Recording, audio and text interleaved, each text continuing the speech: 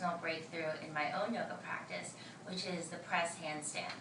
And that's the handstand where you don't jump up at all, you just literally press off the floor. Now this is something I've seen a lot of men do, especially in my yoga studio, but I want to give some tips to show that even as a woman or anyone, you can achieve the press handstand. It is possible. For years I just thought there was no space, nowhere to go, but there's a couple tips in a drill that I want to show you that will help you. Now first with a handstand, you'll start against a wall and you'll start kicking up with one leg, and eventually you'll start to go into the middle of a room and be able to jump into it without a wall. And then once you've gotten to that level, the next step is the press handstand, which has taken me a couple years, but I did have a breakthrough a couple weeks ago, and I want to share with you again how it works. So the drill that I like to do, because the idea is getting your feet really close to your hands, which I used to think, oh my gosh, there's nowhere to go. But once you get your feet over your hands, you almost want to feel like there's a bandha, an energy center in your hand, and you can distribute the weight not just in your wrist, but through all your fingers.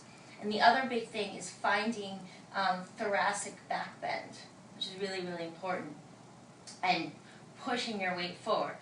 So the drill I like to do is to come up. Some of my teachers have shown this to me. You're going to come up on your tippy toes, and then you're going to bring your hands into fists and pull them up into your belly.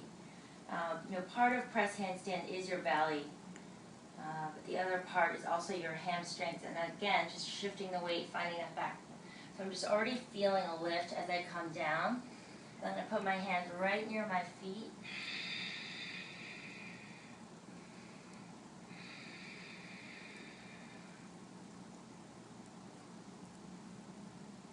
And push up.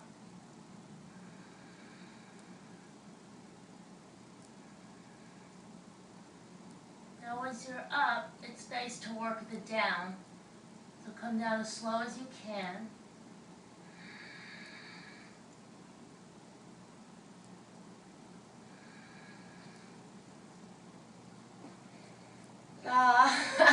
So again, you want to keep your hands really close to your feet. I used to come back further like this, and what this makes you do is you do feel like you have to hop into it, which isn't what you want. You want to keep your hands really close to your feet so you can tip into it, and as soon as you feel weight going into your wrist, like I said, tense your fingers out, really distribute the weight, and think about that bend in your thoracic spine.